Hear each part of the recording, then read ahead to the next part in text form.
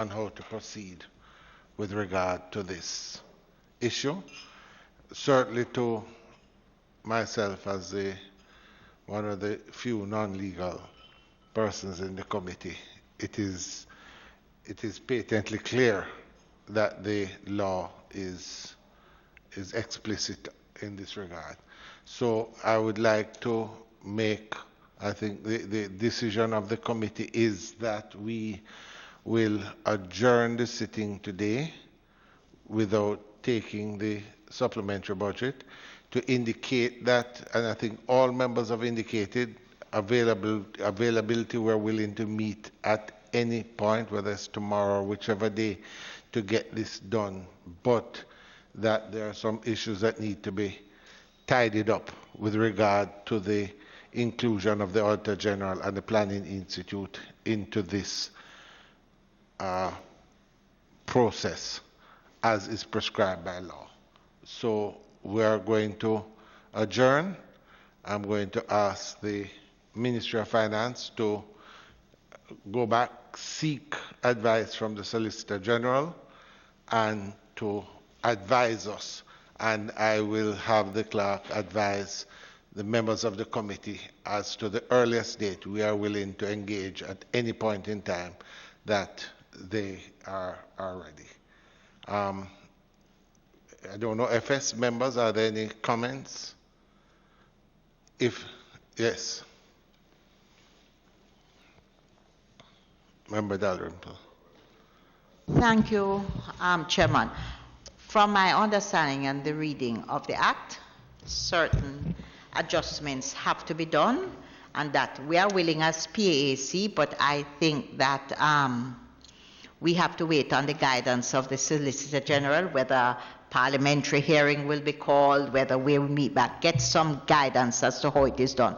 Because I don't think for us to meet back simply as a PAC can really assist in this matter. And I'll go that further. Member Dalrymple, I'll go further. I think Member Paulwell has alluded to it. I think that the magnitude of this budget, it is certainly the earliest supplementary budget in the history of Jamaica, and secondly, by far the largest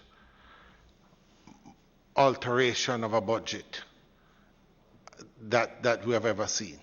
And we're not questioning the justification of it. We all know we're in crisis.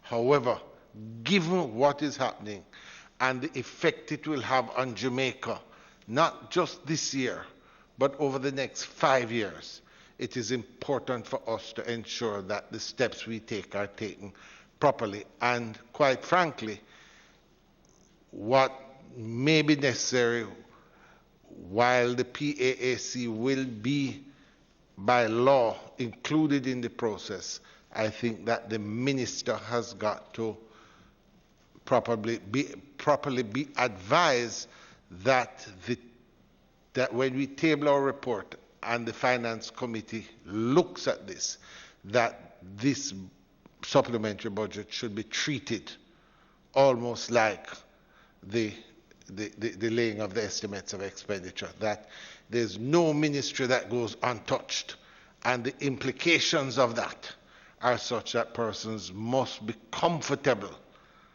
that down the line we have taken the right route. So the two things I would suggest is, one, that we adjourn on the advice of the Ministry of Finance, and as soon as they can get back to us that the House is fully in order and we are ready to proceed, that we will make ourselves available for that on the shortest possible notice.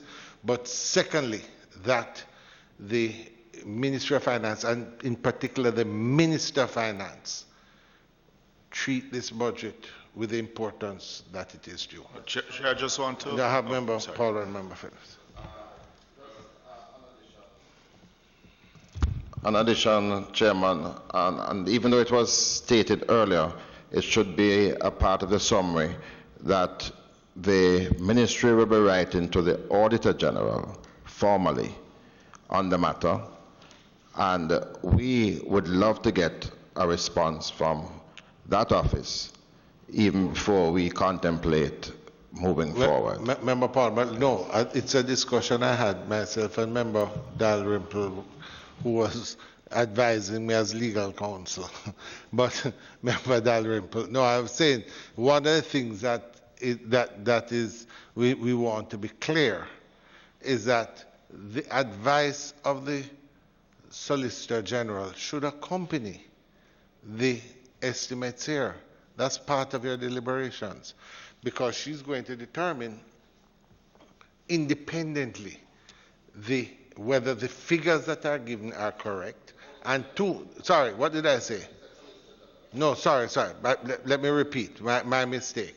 That the report of the Auditor General must accompany the supplementary budget to us, because what she does is give an independent report as to whether the figures that the Ministry of Finance have put before us are correct. But secondly, that the implications, the pronouncements, the impact it will have going forward are also correct. So for our deliberations, we would need that even before. So we would just want to be advised as to that procedure. All right, members? Yep, Member Phil. No, I just wanted to make a comment, Chair. That is good that the committee itself can be on one accord on this. And why it is important for me, Chairman, is that it is us as lawmakers who have put those rules in place. Many a times, I remember the last budget presentation where we had the debate in the House about the Auditor General's report not coming before us even deliberating on the budget itself. And, you know, it is important to remember where we're coming from, why we set the rules, and why it is that we need to abide by those rules. And it is good that the committee itself can be on one accord in ensuring that we do abide by the rules as those who have implemented those rules.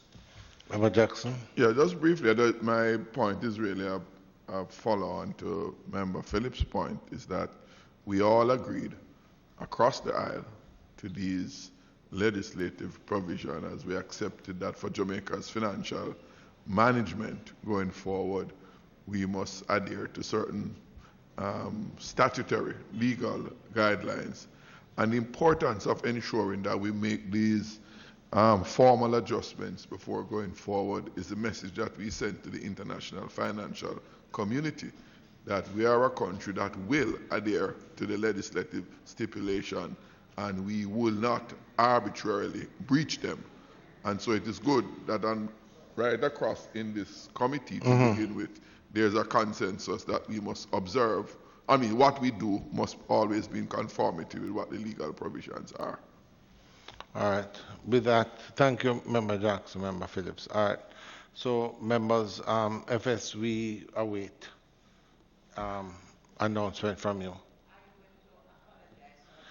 Yes. I had indicated earlier that and Clark, could you formally in writing apologize? You can explain the difficulty we have, and that we will be in touch on reconvening. Members, thank you, and we adjourn for a date to be set. Thank you. Meeting adjourned.